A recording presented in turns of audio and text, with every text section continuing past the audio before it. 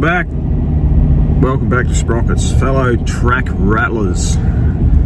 We're off up into the hills today. We're going to go catch up with Dozer Pete, return the favour for the work he helped me out with on the M2. He's got himself a big old D8 2U, and the word's put out. We've got a few blokes coming together. We're flat out trying to get this machine running for the 100th anniversary of Caterpillar in Tasmania.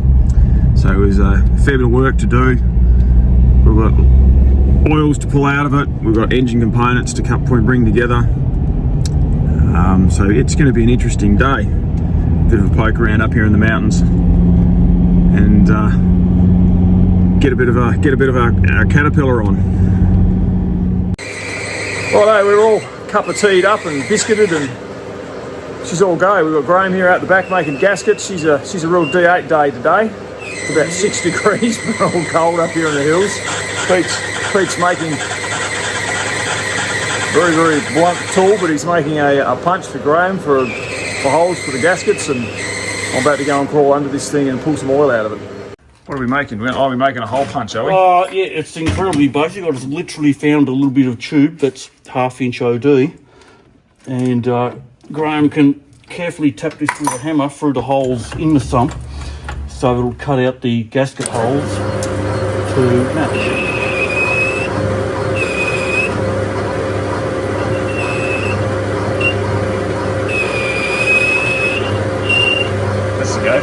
Facing it off with a little borer bar. Yeah. Nice work. I change tools. And then it turns into a chamfering tool. That's it. Look at that. Right, that's it. Graham can tap tools on the fly. That's it. Gasket production. Yeah, all that. Transferring holes. Pete's running around, finding hammers and tools. I've got to crawl under there and pull the oils out of it. Pete's got the engine disassembled. There's a bit of a story behind this, isn't there, Pete? Which story is that one? Well, what is the story? Tell us the story about the big girl. 1950 or 51 from memory, Caterpillar D8 2U series, ex-hydro from Waitina days. Yes. And then after that, went to George Johnson earth moving in New Norfolk, and he used it for some years. Apparently it might have been used on the original southern outlet between Hobart and Kingston. I guess it was well and truly used after the 67 fires. And I've been told it also did a lot of the highway earthworks going past the Risdon prison over the river in Hobart. Yes. That big cutting through there. And the road from Mountfield National Park up onto the top of the mountain. Is that Dawson? Mount Dawson or something? Something like that. Yeah. She's had about 3 lives. It has. Vague story. After the 67 fires, it went in for a complete front-to-back rebuild. Basically everything. New tracks, sprockets, rollers, idlers, full engine rebuild, apparently transmission and final drives. They really only put the old grouser plates on the brand new tracks. And apparently it was used up until around about 1972. If anyone knows any more definitive history, I'd love to know. And then at about that time, George Johnson bought a couple of D7E power shift tractors, and all of a sudden no one wanted to drive the clunky old D8. Power shift killed them all. So they parked it in the quarry for a rainy day, and the rainy day never came, and George retired and the business wound up. And that D8 and 3.5 FDE Clee tracks just sat in the quarry growing blackberries quietly for about 50 years. It's a common story, isn't it? Until Alan Hull and myself came along. There you go. Yeah. You've got the engine apart, haven't you? So what's the go? Obviously most of these things need a bit of love. Yes. So the motor would have been in perfect operating condition, apart from the fact that the cap obviously came off the exhaust at some stage and filled up the top with water. Right. So the only reason is because it's got water in it. That's the only reason I've had to pull it apart, is that it got water in it. Right. Geez, what a shame, because it was basically perfect, pristine inside. So what are the mains and the big ends look like? Well, more the journals on the crank is what I'm asking. You've got them covered. The crank is tired. there's no getting around that. The crank is tired, so when they did a full rebuild, they only put shells in. But it's only basically a show museum tractor. Well, so that's about it. It's going to go back together. The big rush at the moment is to get this thing ready for the 100th anniversary. So she's all hands on deck at the moment. Get it running, get it working, get it moving. I like this stuff. There's Tasmanian history here. It is. There's exactly more than right. just a piece of gear. It's done a huge amount of work around the state. These things would have been bought bright and shiny, brand new, with government money for the Hydro Commission for building all our dams and our hydroelectric schemes. So there's been a lot of bums on that seat, and a lot of stories told, and a lot of backs broken and hurt. You're exactly right. And it'll be bloody good to see it roll to life. So today I've got to pull oil out from in under there. Trans and fibres. Graham's flat out on on gaskets. What are you doing? Standing around barking orders. I'm sort of running around keeping the workers happy. and in between that, I'm pulling, if you want to come for a look, I'm pulling pistons and liners. Pistons and liners? Out of the spare engine. So I can got to have spares. So I can mix and match. Now this looks like a stationary of some sort. Yeah, this is a stationary D13000. D13000, right. Came out of a sawmill. And I think once again, it's in good nick actually. Yeah. Considering the condition it was left in. Considering the condition of everything, it's actually. They actually look a fair bit worse than what they are. They do. They'll clean up fine. They'll hone. So today I want to take the rest of the pistons and pull all the liners out, and then so everything's out of this D8, and they've all been cleaned up.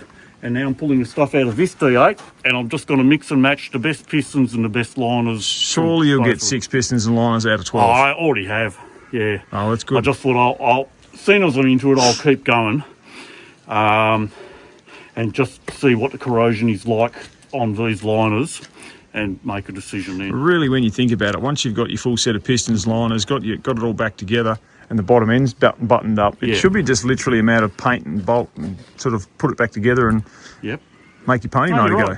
I'm really hoping that the rest of the tractor essentially is just about ready for paint, oiling, and off it goes. For the age of it. They really are new. Remarkably, like there is no wear on those pins. Yeah, it's incredible. There's heaps of meat on the rails. The sprockets are in fantastic condition. I've potentially got the best chains and sprockets in Australia. Unless someone's got some squirreled away. Challenge accepted. Unless someone's got some squirreled away on a pallet that have never gone onto a D8. There's bugger all wear. And for a machine that's done... Well, it's obvious that it's had a rebuild or a life rebirth or whatever in the track gear at some stage, because they wouldn't look like that. They'd be clattered out. The interesting thing is with the sprockets, so generally back in the day, you bought a sprocket ring and you oxy-cut the ring off the spokes and weld a new one on. And that was genuine. They usually cut them here. Yeah, but they're not. They're not. Like no expense spared, genuine. They've put genuine, brand new, complete sprockets on. That sounds like government money, if ever. I reckon that's government money. I'd basically say that George Johnson probably rebuilt it using a myriad of spares from the Hydro. Nothing surprises me. Back in the day, though, there was no expense spared with those schemes. It was just build them now and throw whatever money in men you could. And we are very, very lucky that they actually did what they did when they did it. Because you try and do that now. Oh, absolutely. It'd just be a paperwork nightmare trying to get something like the Gordon and scheme up and running. So for anyone that doesn't know that it's not Tasmanian and doesn't know the story, the Hydro Tasmanian scheme started back in the turn of the century with small scale pick and shovel, Wattamana. That's where it started, which is now a museum. Mount Lyell had their own scheme up at Lake Margaret, which has actually been redone and put into service again.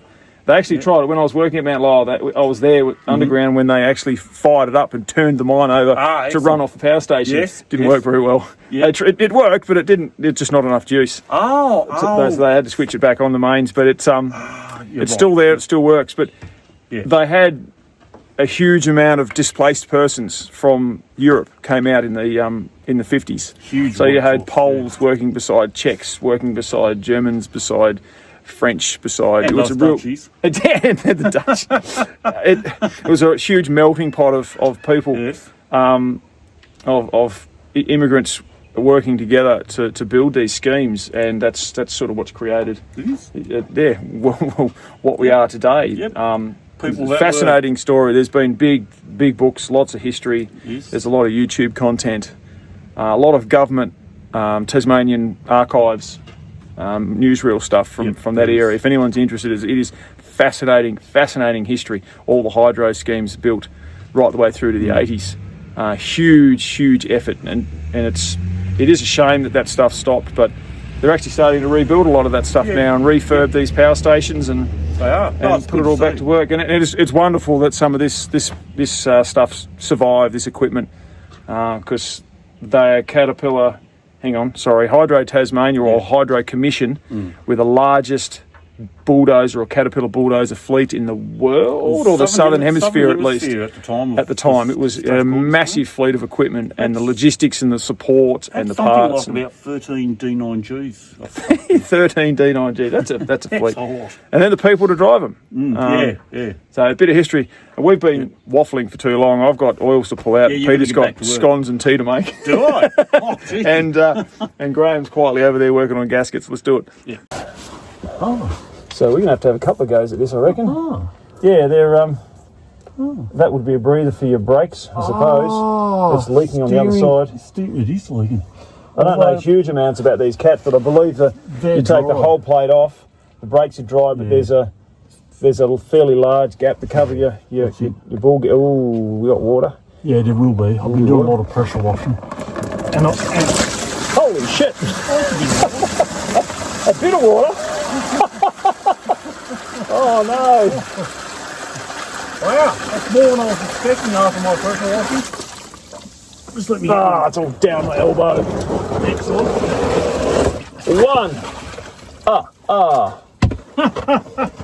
There you go. Yuck. So, isn't it fun? It's gone all the way to my armpit, Pete. Excellent. Oh no! Grab the thing. Grab the bowl. Another one. There we go. We've got a bit of oil now. That'll slow it down. Wow. Yum. Wow, I'm presuming that's probably all from my pressure washing. I reckon that. Now we're getting into the I'm going to put that right back in there because that's going to be pretty slow. And I'll get this out. People cringe when you pressure wash these housings, but if you hot wash them and on a good day, it dries straight out. Hit them straight up with a bit of penetrating oil or something to cover it all up, and it actually comes up really well. In the tub. Oh, yum. The whole thing in the tub. Yeah, go in the tub. Just let it float out later. Yep. Okay. Here we go. This will slow it down a bit. Yeah. Oh yeah. Walk away, I think, for a while now. Yeah. Yeah. That's Lovely. Yep, that'll do that. Oh, you got final drives as well, haven't you? Yeah. Oh, while I'm under here and I'm wet and I'm shitty, I might crack the final drive so we can just come back later. I'll find some smaller tubs. Oh yes, yeah, that'll be good. Yeah. I'll find some. Wonderful, working on 400-year-old equipment. You'd think there'd be more room under here than this. Yeah, something like that. Yeah, well. RC Dozer. Oh, yay. look at that. Look at that. That is clean. Ish. That's pretty good. That's not bad. There's going to be a fair bit of that too, isn't there? I reckon. What's that about needing a large amount of gear oil here? Buddy? Buddy, pal. For anyone that doesn't know, oil's what I'm into, and we get quite a lot of bits and pieces. Look how clean that is, that's good. That's really good. Yeah, see? 60 weight? 90. 90 weight, oh, okay. Yeah. Just your normal gear oil. I'm very happy with that. All we need that is to start again now. Yeah. You gonna leave it in there for now? Well, I'm trying to. Yeah, it is very clean. Okay, can you... Yeah. I'm just trying to start here with one-handed backwards. You're going to want to get that back in. It is being a bit challenging. It's being a bit bitching. We'll get it. Hey, there we go. Even I heard that. Nice. Check the other side now. Yeah. That's it. Got a bit of movement? Yeah. Go straight to that T-bar and we'll be away.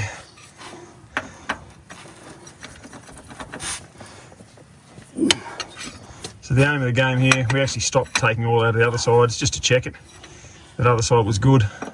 It'll probably just get strained and put back in again. It will be, I reckon. This thing will never do any real work. This will just wander around and pat around the countryside. That's about all. Rattle those tracks as we Clean them up. nice. That's it.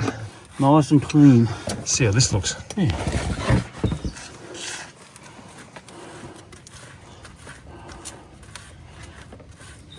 Moment of truth, eh? Well, it's not leaking, so there's either none in there Yeah. or it's sealed well. Yeah. Ooh, that's It's a bit dirty. pretty horrible looking. Yeah. Yuck.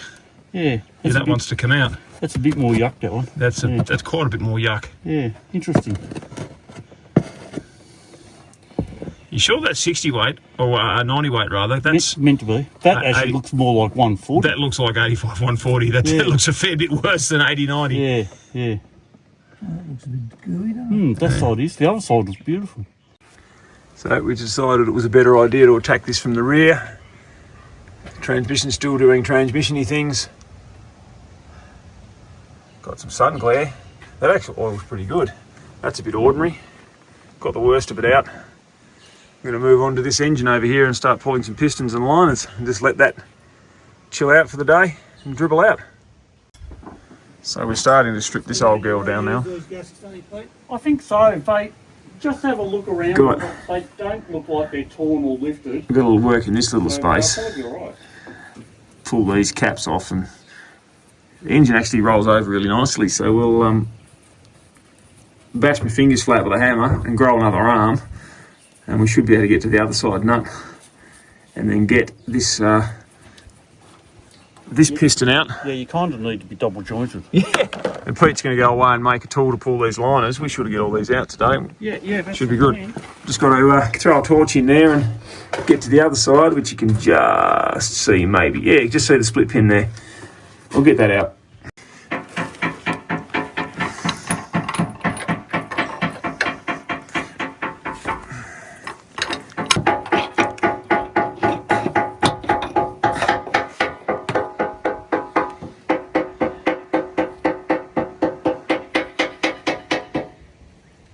Oh, I'll tell you what, that's barely a mark.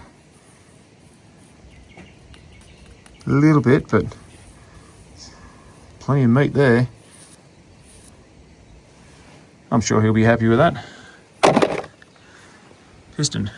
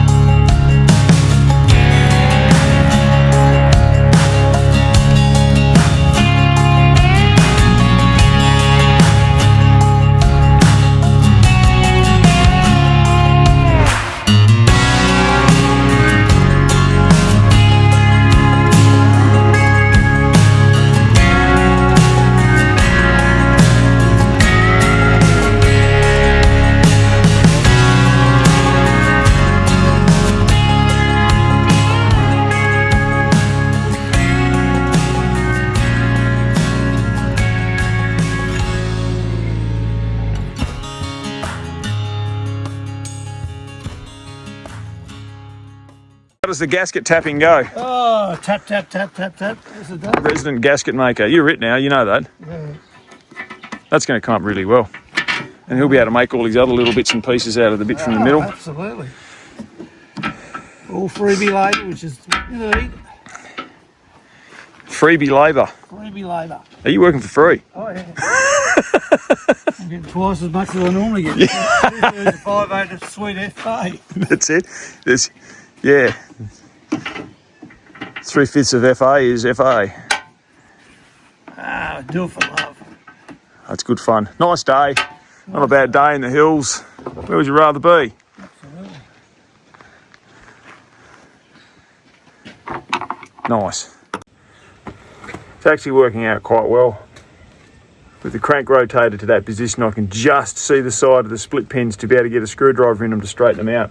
And then I can get onto them with the needle nose pliers to straighten the whole thing out. And then I can get onto the other side with the side cutters to pull the bastard out. And then we can get the nut off. So it's not as bad as what it looks. They're about 6-inch holes, so it's actually pretty good. We have progress. Still tapping away over there. So we got all the pistons out. We've got 3 liners lifted. But the O-ring face is catching, so we've got to dissolve some rust and sort some stuff out. But we've found the pistons have got worse towards the front of the engine, which is strange, and it's heat-related damage. Number 1, wow, they came close to seizing this thing.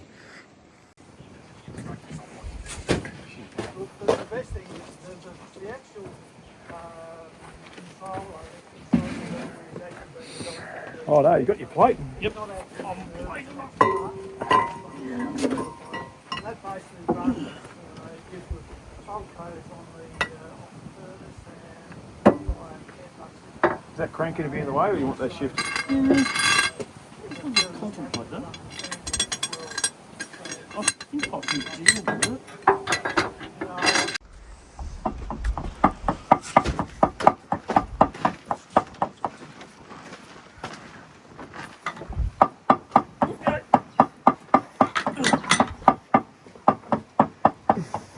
You right? Yep.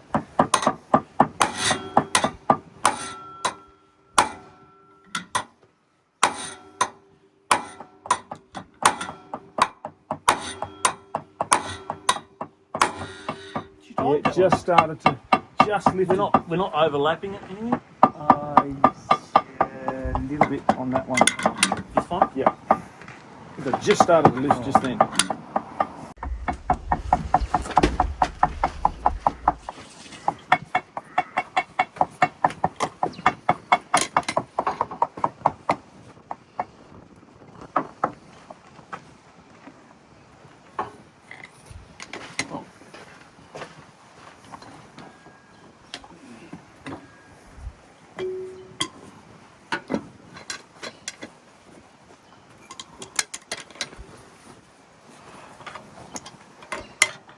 You nod your head and I hit it. That's the one. Right. Oh, when I nod my head, you hit it. Right, really hard. Right.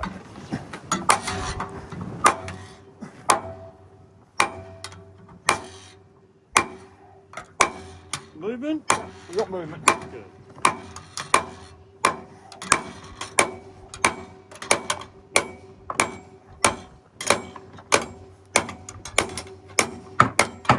Got her. You got her.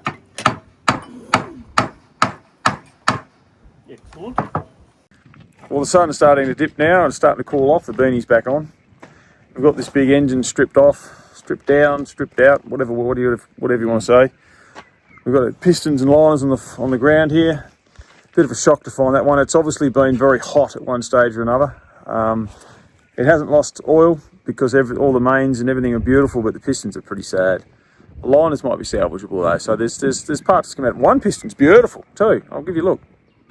So these are all the 4. There's 2 other pistons inside that look a bit sad, but this number 2 piston is actually exceptional condition, but these other ones are cooked.